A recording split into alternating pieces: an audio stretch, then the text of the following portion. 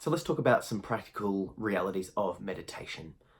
Should you be seated? Should your eyes closed be opened? All of that sort of stuff. The best advice is to be pragmatic here.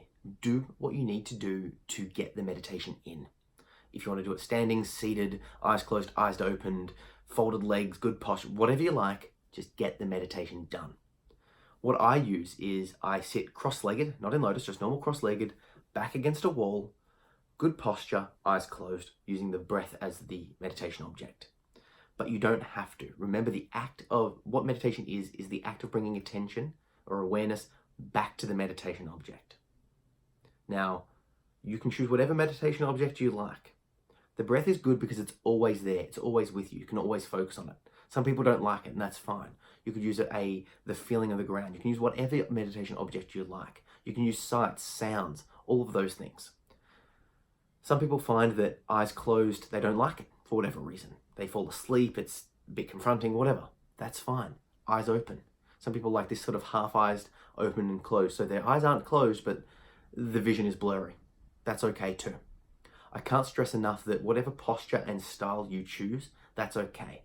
Some people, due to body issues and conditions, have to sit in an office chair, or they stay standing, or they lay down. Now, if you lay down, there is a bit of a risk of falling asleep. Remember, our goal isn't to get tired. Our goal isn't to fall asleep. And yes, there are relaxation benefits and, there are different other meditative practices that will help you to relax and fall asleep. This isn't what we're going for. We're going for mindfulness. So if you are going to lay down, be aware that you may fall asleep. And one of the ways to combat that is to sort of lay down with your arm sort of up. And then if you do fall asleep, your arm will drop, waking you up. I'm not a fan of laying down meditation because I find I just get too drowsy too quick. It's too relaxing for me. Other people much prefer it and they don't fall asleep. And going real deep, and this is far beyond the scope of this course, there's traditional practices where you learn to lucid dream and then you continue your meditation from waking into sleep to your lucid dreaming, and you're actually being mindful in your dream. I've read some books on it. I'm not at all competent at it yet, but there are definite practices there. So if you were practicing that, you would start asleep and you would continue, through that process. We've already discussed how to deal with mental phenomena. Like I've said, whatever pops up, thoughts, feelings, emotions, issues, anxieties, anything like that, physical sensations, acknowledge them, accept them, return your focus back to the meditation object. If you find a stimulus is overwhelming, you can definitely change the focus of your meditation object. You can change the meditation object to really investigate that and look at it for what it is. That's okay too.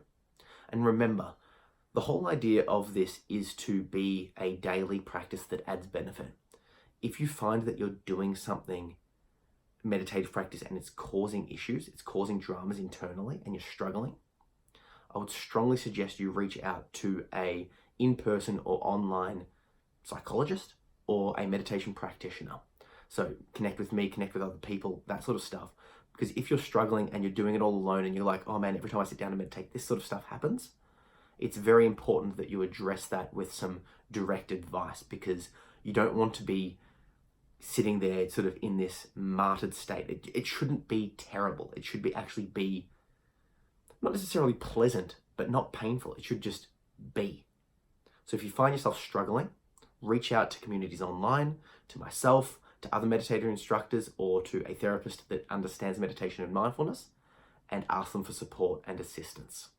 In the next video, I'm going to go specifically into discussing the aspects of meditation for those of us that have a traumatic past and some modifications that you might like to try.